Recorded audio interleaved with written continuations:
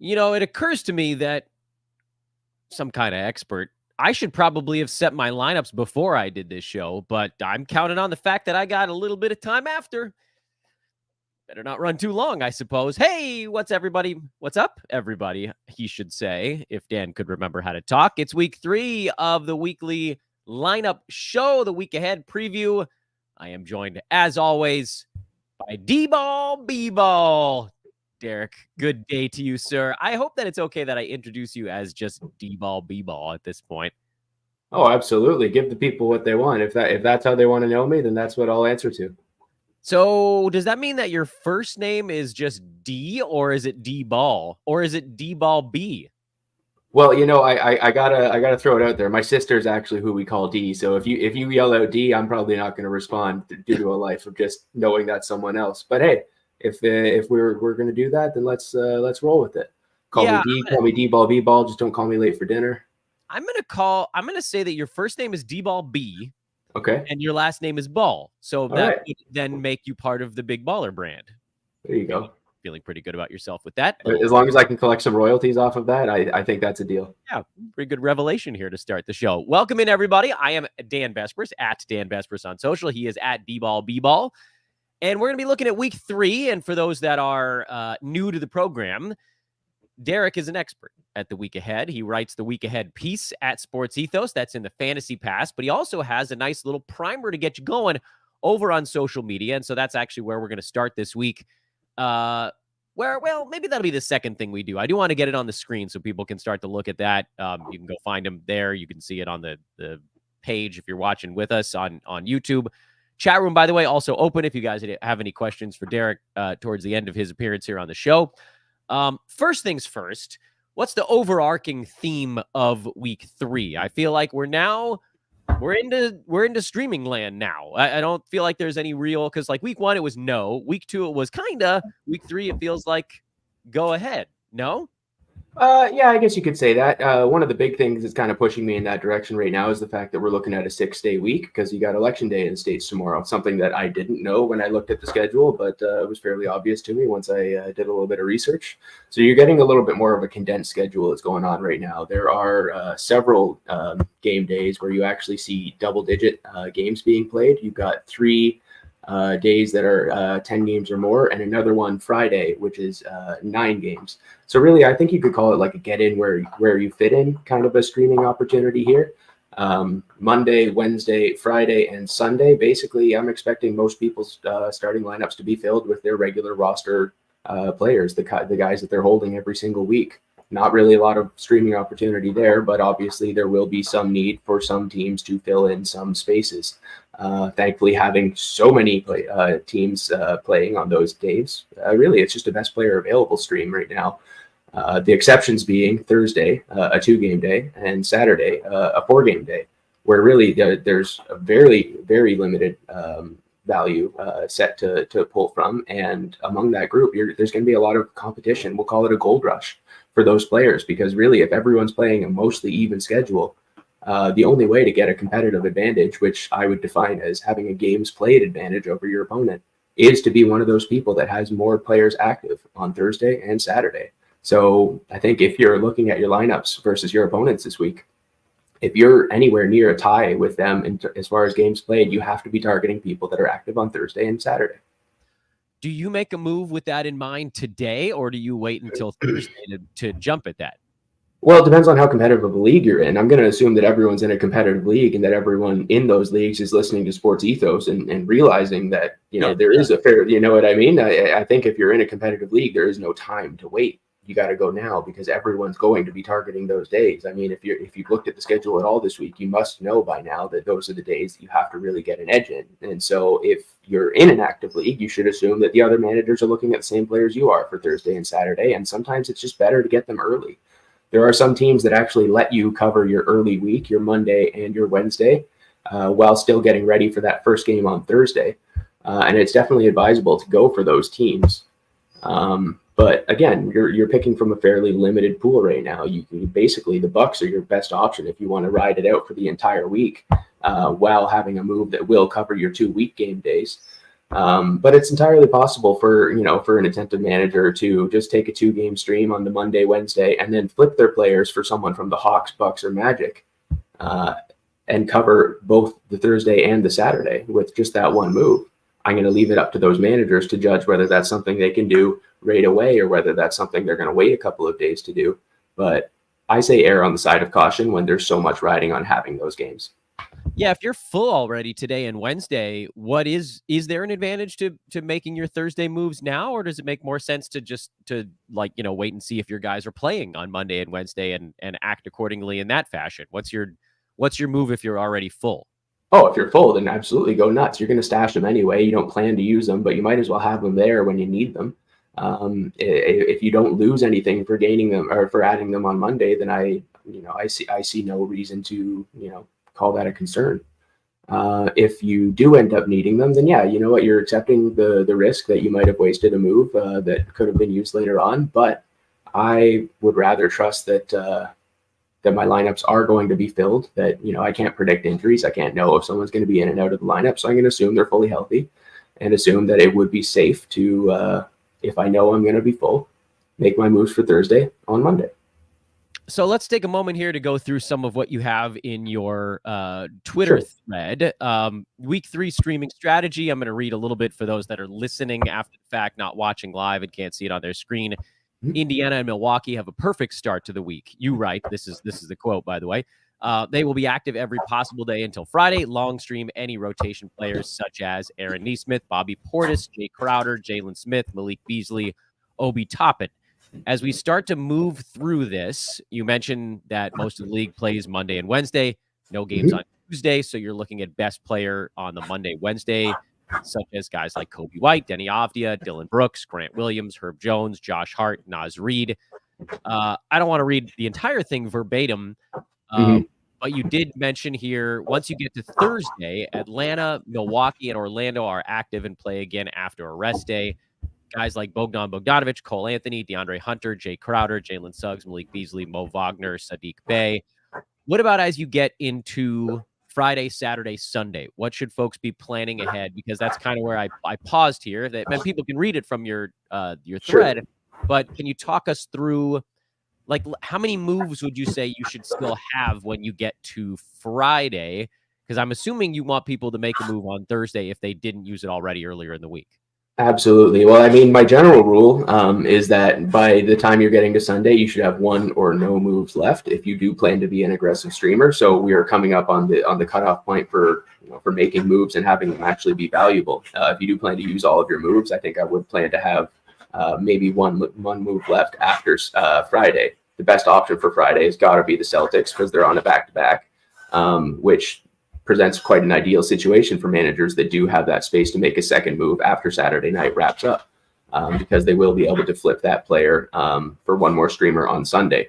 The Celtics are the only team on a Friday, Saturday back-to-back. So if that is the route you want to go, it's, again, one of those things where you might want to grab them early. For me personally, I'm going to start looking at Celtics players on Wednesday if I'm not trying to fill any holes in my roster on Monday. And really and truly, I know I did say that Indiana and Milwaukee are, the perfect schedule teams of this week. Boston is about as close as you can get, and they are a really great consolation prize for anyone that does want to make those early moves and just kind of long stream for the whole week, because they are on a 4-game schedule, effectively on 2 back-to-backs with only 1 game in between. The only problem is that day in between is a really soft schedule day. So that's kind of why I kind of faded them a little bit and why I'm not looking at them as urgently until Wednesday, where you can get that 3 and 4. Really, for me, if I'm looking at making moves on Friday, I'm not opposed to making 2 moves on the same day if you do have the space in your roster to do that. Most teams that play on Friday also play on Sunday. So effectively, I have met my criteria for making a valuable streaming move, which is 1 move translates to 2 games. There's not a lot of follow-up moves to be made after that. So I could even break my rule in having moves left over for Sunday if I know that the right guys will be there for me to do both Friday and Sunday. There's not really any opportunity to flip that player if you roster them for Friday and really get too much value out of it, unless you know that you're moving into the Saturday, Sunday back-to-back with the Warriors or with the Heat. Now, Their rotations are not always the most consistent. Their bench players are not always the most productive. So I'm going to leave that up to managers to decide whether that's their best option. And they do have a lot of variability in their rotations. So for me, I think I'm happy if I've used up all my moves by Friday, knowing that those Friday moves could, if planned well, get me 2 games.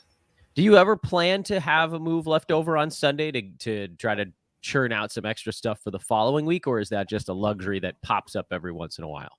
Well, it's a luxury for sure. I mean, if possible, I'd love to have my cake and eat it too. Sometimes I just have a roster that's really chugging along and doing so well that that there is no reason to really look at streaming until the end of the week. And really, at that point, I'm only using my moves in order to get kind of bonus plays for the next week. So if you're one of those teams that already knows that you're in a really comfortable position for the week, and you don't really need those moves to help you get over for for this weekend, then it's perfectly reasonable to look at making moves that carry you into week 4. There are some teams that I did identify for that, and there's always kind of for me, given what I'm doing with Sports Ethos, I'm always looking at least a week ahead, and so I know that there's players from Chicago, from Milwaukee, from New York, from the Thunder or from the Wizards, who can actually get you that game on Sunday if you do need it. And then they can really set you up well for a strong play in week 4, because they're all playing on 4-game weeks, have back-to-backs, or basically all of those teams I just named are going to be in competition for best schedule, or at least for competitive streaming purposes. So I'd be really comfortable if I did have a move. And I was kind of planning to turn that roster spot over just to kind of burn it on one of the players from those teams. Let's flip this over now and talk about the other side, because this is how you maximize the games. Who are the teams that have a terrible schedule this week, and is there anything that folks can do to rectify that? No, frankly, there isn't.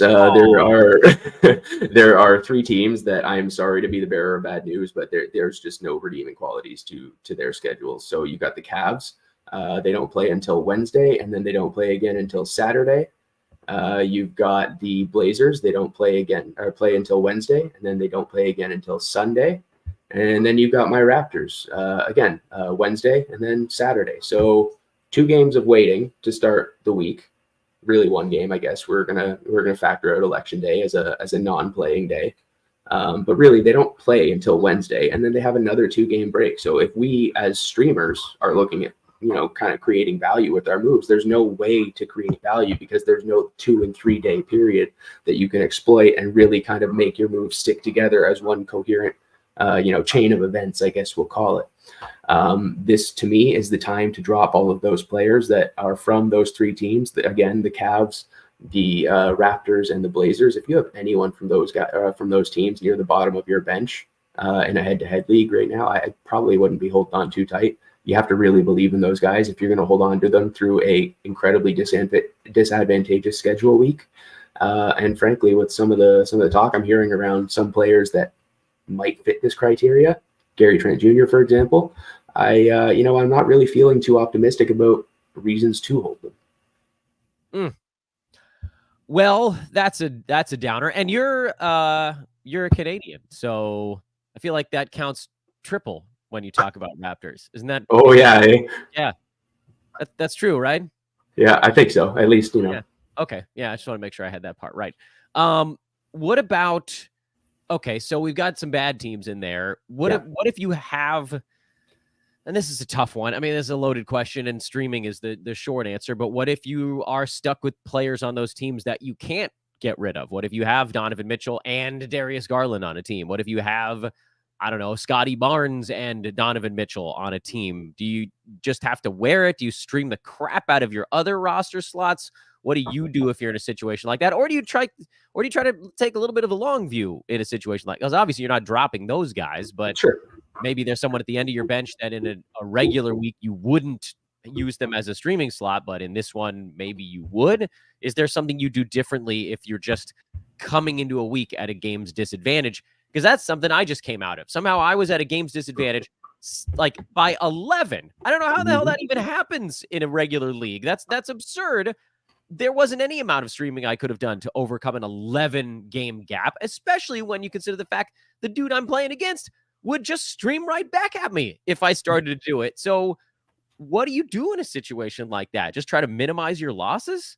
Well, yeah, I mean that's the short way of putting it.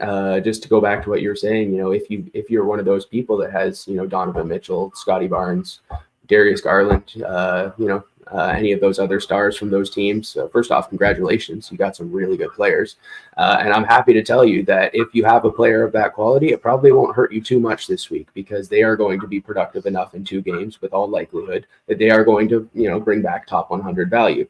Now, what you're going to need to do if you're going to try to compensate for that game's play disadvantage, frankly, you're not going to be able to if you're that guy that has Donovan Mitchell. You're probably not going to have that good of an good odds of catching up to another team in scoring, for example. Your points probably just won't be up to snuff.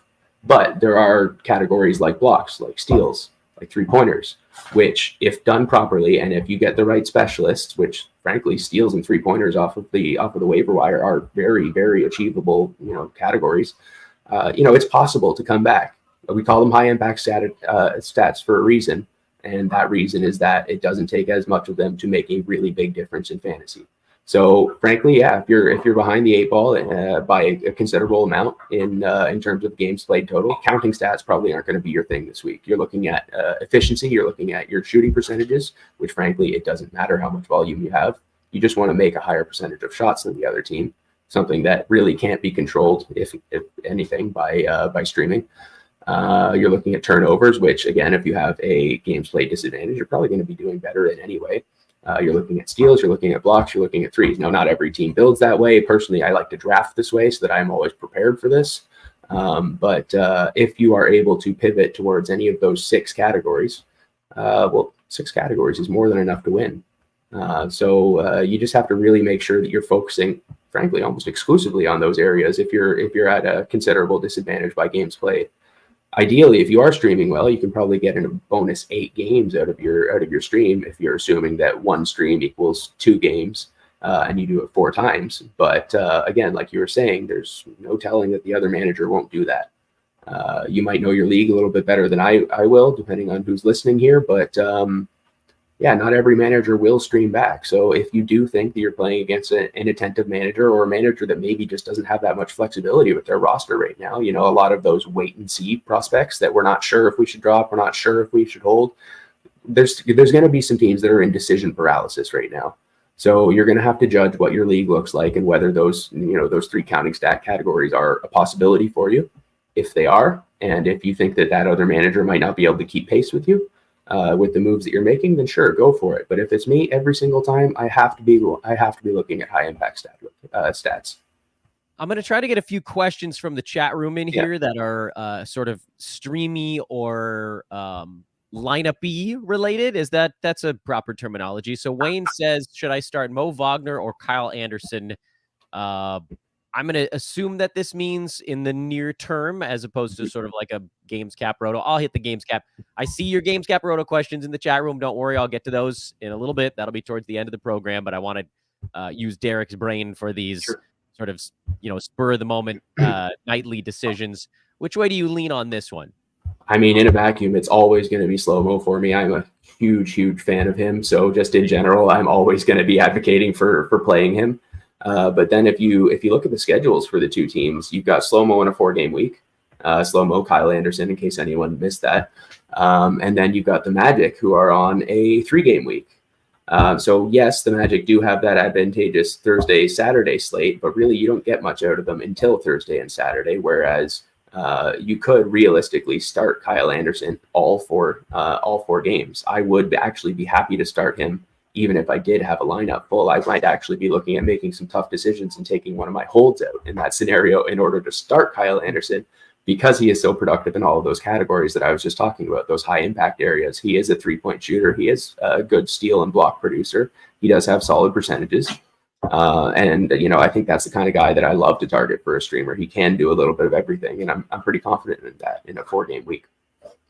All right, here we go. Should I start Walker Kessler versus Chicago or Kevon Looney versus Detroit? All right. So I got Pirtle versus Looney last week, and I felt uncomfortable about it. And I got Looney versus Kessler this week. All right. I'm going to go Kessler. Last time I got the chance to make a call for Kessler, it really worked out in my favor. It was Kessler versus Jokic, I think, the last time you asked me about him, and he really returned value there. The reason that I chose Kessler versus Jokic in that matchup is because you just need, when you have an opposing center like a Jokic or like with the Bulls, Nikola Vucevic, you just need someone who's very apt defensively in order to make that kind of shutdown play. Now, Looney versus Detroit, that is intriguing. He's almost exclusively going to be asked to rebound, and frankly, I think it's going to be pretty hard to rebound when you're going against Isaiah Stewart and Jalen Duren, who, frankly, I think doesn't he get every rebound? I'm actually less confident in Looney than I might typically be. And I know it's hard to argue for Kessler right now, but whenever you get a defensive specialist against an offensive player that is getting a lot of touches, I think it's right to go in his favor. Next one on the board. I'm moving through us here a little bit. I wanted to do, here's one that's a question that I'm not going to do this exact question, but this is a person who has Jalen Johnson and Onyeka Okongwu are basically their worst players. And he says, look, my plan right now is not to stream unless injuries hit and trades don't really happen in his league. Is this a strategy that you can agree with? Because, I mean, I guess we don't really know the league, but those are two very, very good players to have at the very end of your bench. And I feel like I'm inclined to say, yeah, you can't drop those guys to stream because the guys you're picking up are going to be so much worse. Absolutely, 100%. You couldn't have said it any better. If those are your two worst players, then you're looking really good this year. Jalen Johnson would be the one I would pick if you had to move on from one or the other. I am just such a big advocate for Okongwu. I really love how he just continues to kind of flesh out his game. Jalen Johnson has been electric to start the season, but it does occur to me that this is his first real season of getting a lot of touches and having that increased role. So he's not a sophomore, but it does occur to me that something like a sophomore slump could be in his future. I'm not going to tell you to drop him though, because he is just simply too valuable right now, simply too productive and too useful to the Hawks as as kind of a multi-position player. It's congratulations if those are your two worst players. Yeah. A good spot to be in, but you're also there's this innate desire as a human. I want to make moves in my fantasy league, and if those are your two worst players, you're not going to get to make that many moves this year, especially if you're in a league where trades aren't happening. You're gonna if you want to open up a roster spot, you're gonna have to sweeten the crap out of a trade, and I don't know exactly what that's going to take. Mattis says in a 10 category league where double doubles is the 10th category, would you go Russell Westbrook or Kyle Kuzma today? Noting, by the way, or I will note, that James Harden is making his Clippers debut tonight. Yeah. So, I mean, that you said it right there. As soon as I saw Russ's name, it's like, well, I'm not picking him because I know that they're going to be doing the James Harden experiment tonight. I don't know. Nights. And many nights. Yeah, exactly. I mean, he is the system, as they say, right? Or as he says. He's not a system player. That was special. So, I mean, you look at a quote like that and then, give me a reason to be optimistic about Russell Westbrook. I can't think of one. He's probably going to, he's Russ. He's going to go out and get his, but I don't think he's going to get it very efficiently. And I don't think he's going to get it in the same quantity or with the same amount of playing time. Kuzma, on the other hand, plays for the Wizards, who, as far as I know, they just roll the ball out there every single night and just whoever wants to shoot can shoot. Whoever wants to, go get it. Go play, boys. I think the Wizards should pioneer a new style of basketball where it's like the beginning of a game of dodgeball. You just put the ball in the middle, and whichever dude on the Wiz gets it, they just get that first shot. Just do it over and over again, because that's kind of what it looks like is happening anyway. I think that's the only way to take a shot away from Jordan Poole or Kyle Kuzma, to be honest. But, with that in mind, if you know that you're getting all the touches with Kyle Kuzma on the Wizards, then you got to go with him. He's just in a much better situation than Russ is in right now. That is bad basketball out there. I hope they can get it cleaned up a little bit. I don't have that much faith, but it's still early. Things can happen. I'm not going to completely write them off, but it's one thing if you got a take turns offense where it's Kawhi Leonard and Paul George are your take turns. That's why the Clippers won whatever it was, 45 to 50 games, because you got two superstars trading off, but it's a little different when it's Kuz and Poole. Okay, so let me take us now to the end of my discussion with Derek for this week, and that is, what if you got to the end of your week with some moves left on Sunday? Let's say you're like Nils, who asked that question, that, look, I got a very full roster. maybe someone on his team gets hurt. Maybe you only have one slot that you're really interested in streaming. You probably do get to Sunday with some stuff left. What do you do then? Is there a way to set yourself up going into next week? Because I know I haven't looked that far ahead, but you seem like the kind of person that probably has. Absolutely, I am the kind of person that does that. So as far as setting yourself up for next week, there's a couple of things you can do. I, for one, have always been the type where I do like to injury stash some players. So if I'm at the end of my week, I'm not really sure that I need to stream, and I'm not really worried about next week yet.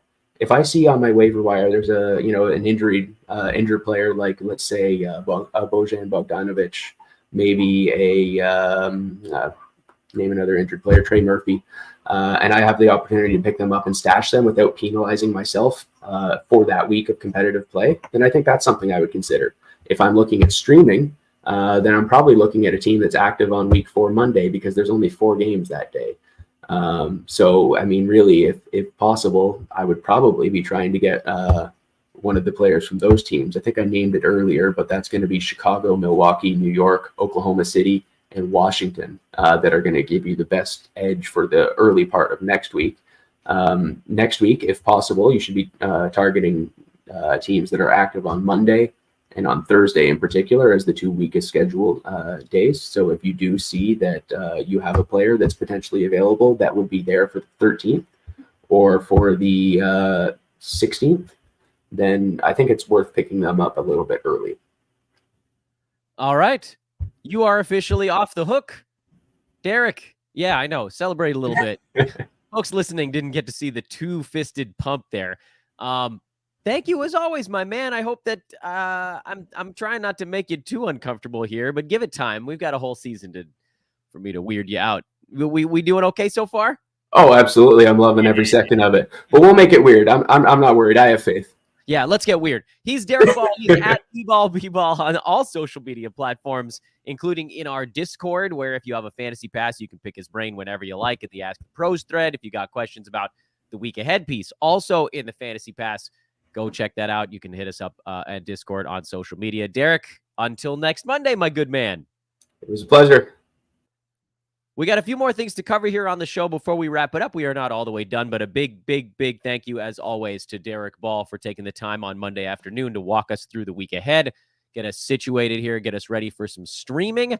Also, it is pointed out to me by my good friend, the great Andre Lemos, that we do have a tool in our Fantasy Pass that can help you with streaming as well, and that is our daily projections engine available in the Fantasy Pass. All of that, again, Fantasy Pass starts at just $6 a month. If you want to upgrade, adding baseball and football, you can do that with promo code ETHOS246. That's only $7 a month. So it's $1 more to add football and baseball to your Fantasy Pass. Between that engine that Andre is talking about and all the information that Derek just gave you for free on this show, you're going to make the right choices on your streaming Monday, Wednesday, maybe even Friday this week. It is a very, very busy week for overload days. By the way, a couple notes. You heard the 2-game weeks of the Cavs, the Blazers, and the Raptors. So if you're in a weekly format, this is the general rule. Weekly leagues, you start players with a 2-game week that are top 50 or better. So on the Cavs, that's basically Darius Garland, Evan Mobley, and Donovan Mitchell. Jared Allen would be sort of right on the cusp since he's still working his minutes all the way up to full tilt. So you might want to sit him in a 2-gamer. On the Blazers, that's DeAndre Ayton and maybe Shaedon Sharpe, but things can go south pretty quick up there. I think you could probably do it and get away with it. For the Raptors, you got a few of them. Scotty Barnes, 2-game week is fine. Pascal Siakam, OG Anunoby. I think those 3 guys. Schroeder. I do still think Schroeder takes a small step back, but if you're hunting assists, you could throw him out there. Probably not Jakob Poeltl these days. Although with Precious Achiuwa out, he's kind of a maybe in that kind of targeting the top 50 zone as well. Let's go through some of the players that are game time calls right now, because those are the folks also weekly leaguers are going to be struggling with. By the way, we just got news about 2 to 3 minutes ago that Shai Gilgeous-Alexander is available to play tonight. Luka Doncic and Kyrie Irving are both in as well. So really good news on the questionable tags. Right now, I got to say, early in the year, the questionable players are playing more often than not. I don't know if that's the NBA's push to get guys into more basketball games, or if it's just that everybody knows the West is going to be just a slugfest. And so anytime you can get a damn win, you got to go try and get it. Either way, great news on that front. Shea, Luka, Kyrie, we're talking about, a trio of top 15 guys in the NBA, all ruled in as we're live on air here on this show. If you have some questions, we're going to try to get to those in a minute. But in terms of players that are sort of the would you, won't you, Devin Booker is out for the Suns for their ball game on Wednesday. We don't have a timetable for return on Booker, but it does sound like Bradley Beal is set to make his season debut on Friday. That's the target for Beal. That would be a 2-game week. They're gonna load. I don't want to say load manage, but they're going to minutes manage him a little bit. So I don't think that I would start Booker or Beal this week. But it is good news at least that Beal's probably not too far away. De'Aaron Fox is a no. Derek White was probable until a few moments ago. He just got ruled out for tonight. So my assumption is that he didn't get back from the birth of his second child in time to kind of get his conditioning right for the ball game.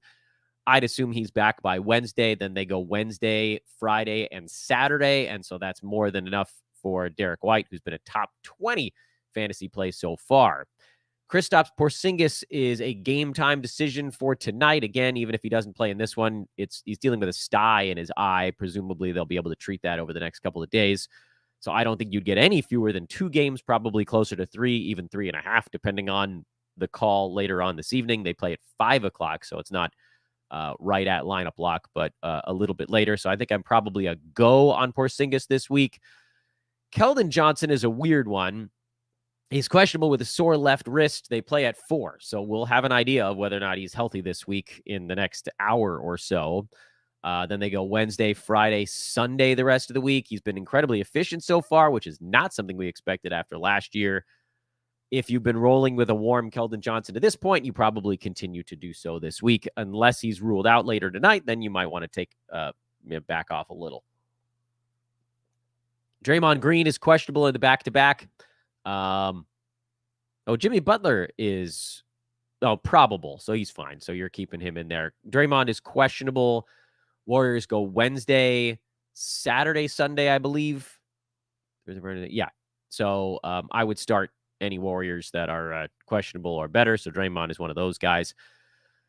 Nick Claxton is out for the week, most likely. I would assume Devin Vassell is out for the week. Terry Rozier dealing with a groin strain. He's probably out for the week. We don't have that ruling yet, but I think that I would probably sit on him. Denny Avdia is questionable, but did participate in shoot-around, so we'll have more word on him here in the next minute or two. If he's out in a 3-game week, I would probably try to find a 4-gamer to start over him, but if he's in, he's been good enough to this point. Jamal Murray strained hamstring. I'd assume they'd give him a week off. Robert Williams dealing with a knee issue. I would assume they're going to give him at least a couple of games off, and they play only twice this week anyway. So he's a bench, and that probably takes us about as far as we need to go on these. Oh, well, Markelle Fultz, he's already been ruled out for tonight. Magic have a good schedule this week. But they're now with him not playing, he's gone until Thursday. It's Thursday, Saturday. It's become a 2-game week for him. So Fultz, I think, is a bench. And I think that's probably all the questions on the sit-start front for weekly leagues. And I think that means we can probably pivot over into the chat room and try to hit on the stuff that I didn't want to use up Derek's time on.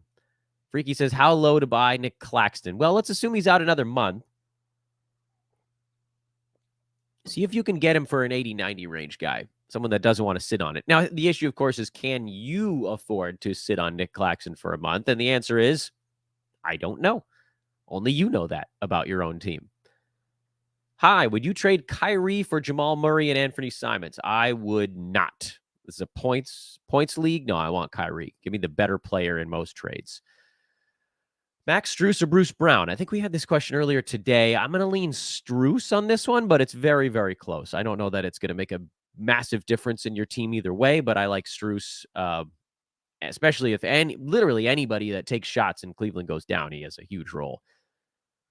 Let's see. Trading DeAndre Ayton, Jordan Poole, Malcolm Brogdon. I would get Kyrie Irving, Franz, and pick up Christian Wood. Yes. Go. Give me You're punting threes, assists, and turnovers. Oh, so that's why DeAndre Ayton is good for this team. I think I would go get Kyrie because then you can go spin Kyrie into someone better once we know Ayton's steals are going to come down from where they are right now. Look, I love DeAndre Ayton's start to the season. I have him in a couple of spots in teams where I needed badly field goal percent and rebounds. But I'm also a pragmatist. I know this isn't going to last all year. Kyle Anderson or Karis LeVert rest of season. Also CP3 to the bench or stay patient. I'm okay with benching CP3 in a games cap roto while we sort of sort out this Draymond Green thing, and then definitely Kyle Anderson over Karis LeVert. Strus, Bruce Brown, or Jalen Suggs? Give me Suggs just to see what happens. Why not? Is Gafford a hold in 12-teamers? Yeah, we got to see what happens. He really hasn't been healthy for more than about a game and a half, and the Wizards keep getting blown out. So we legitimately haven't even seen what his role is going to be. Should I trade away Jalen Williams to get Jimmy Butler? Yes. Hard yes. No De'Aaron Fox and no Jamal Murray. Is Mike Conley a safe replacement for this week? Yeah, I mean, he's not going to get you what those guys did. Conley's not going to score anything like those dudes, but you're hoping for, a dozen points, 4 to 5 to 6 assists in a good universe. There isn't really any replacing Fox and Jamal Murray in your lineup. Conley is at least a point guard, but significantly worse. Should I play both Kuzma and Tyus Jones against the Sixers, or are they going to get blown out? Every damn Wizards game seemingly is a blowout these days. Kuzma's been good enough anyway. I think I'd probably play him and then just pray. Should I bench Walker Kessler until further notice? I think you could do that. I'm okay with it. You're definitely not dropping, though. I traded Herb Jones for Tyus Jones, and I'm punting blocks. I'm hoping everything is going to be fine. Yeah, it'll be fine. Should I drop Walker Kessler for Mitchell Robinson? If Robinson is on your waiver wire, he should definitely be added for someone. I think you got to hold on to Kessler. I don't know what your drop is going to be, but Mitchell Robinson is definitely a standard league guy. Where is he at this year? 126. That's just because he's shooting 41%. That's not going to hold. The other stuff is totally fine. Mitch Rob is definitely a 12-teamer. Would you drop Isaiah Stewart to pick up Robert Williams? So I don't know how injured Robert is, but yes, he's much better than Isaiah Stewart. So it's like a soft yes. How would you order these players? Michael Porter Jr., Jeremy Grant, Brook Lopez. Give me Michael Porter Jr. over Brook Lopez over Jeremy Grant. And you could convince me to switch MPJ and Brook Lopez, but Porter is off to a really good start this year. And so I'm kind of wondering if maybe last season he just wasn't all the way healthy. But he's looking great so far this season. LeBron and Brandon Ingram for Nikola Jokic. Who wins? Jokic side by a lot. Derek White was dropped in my 10-teamer. What? Lunacy. He's a top 20 player so far. What are these leagues? I want in. Do I drop Chris Paul, John Collins, Gordon Hayward, or Mitchell Robinson for him, if any? Literally any of the four you should drop for Derek White. But Mitchell Robinson is probably the safest drop. Man. Yeah, Derek White he absolutely belongs on our team. I traded Kyle Kuzma for Austin Reeves. How's that? That's fine. I don't think anybody's a big winner there. Oh, I should have done this one with Derek. Whoops. Start one today. Okongwu, Keegan Murray, or Mo Wagner with 3-point percent as the extra cat. Give me Okongwu. Is Trae Young a buy low? I'm looking to send an offer of either Tyrese Maxey or Tyler Hero. If you can get Trae Young for Tyler Hero, you do it. Tyrese Maxey, Trae Young, I think is pretty fair. You're sort of hunting cats in that one. And it's a 9-cat league, so turnovers do matter here. But I think those two guys come together a bit over the rest of this season. Hey, guys, in Yahoo, if I have a player in the IL who is now active, am I still able to offer trades, or will they disable it until they're back on my active roster? I actually don't know. Why don't you just try to do it? If it doesn't let you, then you got your answer. Would you consider activating Kyrie to start him while dropping DeAndre Hunter and losing on the 2 extra games while Mavericks play on all busy days? Yeah, I think I'd rather have Kyrie there. Do we start Kessler versus Vooch, or is it an Olynyk situation for the Jazz? Honest to goodness, I just don't know. I think because the Jazz don't have a point guard, they're using Kelly Olynyk more because they need a ball-moving big man right now. They need someone to help facilitate because they just don't have one, at least until anybody on that team figures it out. Like Taylor Horton-Tucker maybe figures it out at some point, but he's not Mike Conley. And so they need non-ball stoppers to keep the offense from chunking up. That's part of it. So I might bench him. Kessler, that is. Should I start Goga Batadze or Walker Kessler today? Oh, I'm going to get this one wrong, aren't I? I'll go Kessler. I have trouble believing in Batadze. He's also a weirdly low field goal percent big man. I know it didn't happen against the Lakers, but what are the odds he blocks 5 shots and has good numbers across the board again? Not great. Should I start Dyson Daniels or Jeremy Sohan tonight? I don't know. Probably Sohan. At least you're guaranteed to get minutes there. We don't know what the Pelicans are going to do exactly with McCollum out. Find out later on tonight. Would you trade Tyrese Halliburton and Andrew Wiggins to get LaMelo, Schroeder, and Smart? No. I have Rozier, Tari Eason, and Scoot Henderson. Would you drop one to stream or hang on? Punting field goal percent. I'd probably drop Tari Eason to avoid taking a bunch of L's. It's hard to justify stashing 2 young guys, Scoot a rook, Eason a second year. Scoot, you got to hold on to because at some point this season, he'll start to figure out the NBA. He's got to get healthy first to do it, but then he'll have probably a strong finish. Eason is going to be, rebounds, field goal percent, steals, that kind of thing. And if you're punting field goal percent, I don't know that you can take zeros. I don't know that you can justify taking zeros to hold on to those 2 guys even. I can only start 2 today out of Sohan, Melton, Mo Wagner, and Marcus Sasser. Yeesh.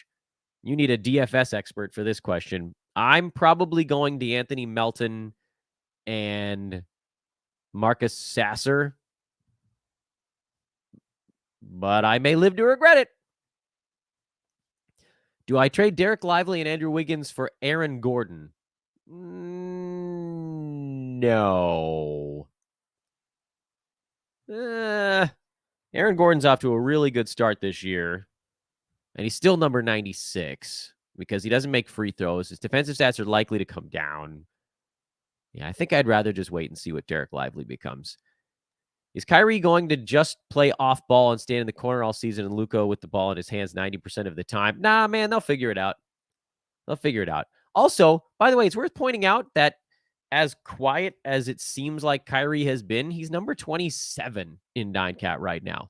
And that's with his shot not dropping. And he's taking 18 shots a game, even when it seems like he's not all that heavily involved. How are you doing in your leagues, Dan? I don't know. We're just getting started. I'm in 3 head-to-head cash leagues, and one of them was at a huge games disadvantage the first couple weeks and is 2 or 3 games under 500. One of them is 13-5. That one's in good place, and the other one is 10-8. So that one's doing fine. Roto leagues are all over the map because I sometimes play guys, I sometimes don't. I often lag behind. I feel relatively good about a solid 80% of the Roto leagues. I'll know more in about 2 more weeks. How's that? Thoughts on Kelly Oubre? I'm going to continue to start him until they give me a reason not to. Do I start Clint Capella in a games cap format? I think the answer is probably yes, but I mean, has he been worse than I realized? No, he's number 57 right now. Yeah, you're starting Capella. Have you shared what ESPN is doing with extra game in season tourney? It doesn't count. The championship game does not count towards fantasy. It's not a legitimate game. It's like an exhibition, basically. Thoughts on Dorian Finney-Smith? I like him. Nick Claxton is likely out a few more weeks with a high ankle sprain, and Dorian Finney-Smith has been a terrific fill-in for Claxton. He's number 81 on the season without really getting any defensive stats. So if those come around even the tiniest bit, he could even be a little bit higher than that. I have absolutely no problem with rolling with DFS until Claxton comes back. Who are you guys dropping for the other in a 12-team points league? Jeremy Sohan or Xavier Tillman? I'm dropping Tillman out of those two guys. Nice Ace Ventura t-shirt. Thanks, man. Yeah. So this was, I don't even remember. This was like the business card he had. I love this shirt. I just got it last week. And it fits nice. It's soft, man. This is a soft shirt. Do an ad for TeePublic. TeePublic, please come sponsor the podcast. Anybody out there watching or listening affiliated in any way with teepublic.com, I would love to have them as a sponsor because I'm wearing the crap out of their t-shirts on this show. Not sure if you've been asked before, but thoughts on Horford while the Celtics are healthy. Yeah, when they're healthy, he's not playable. But it does seem like now with Derek White getting ruled out tonight, we might get one more Al Horford spot start, which brings me great joy because you guys know I love Al Horford. But look, again, pragmatist, you can't play him when they're healthy. But when he starts, worth a look. Should I trade Siakam for Michael Porter Jr. in a points league? No, you should not. You should go the other way around, though. Use Michael Porter to try to get Siakam to buy low, sell high. Someone dropped Emmanuel quickly. Would you rather roster him or use the spot to stream? I would rather use that spot to stream. It just doesn't seem like quickly, unless Brunson goes down, I can't see quickly being better than about 130 range. It's just too many bodies in the way. Just too many bodies in the way. All right.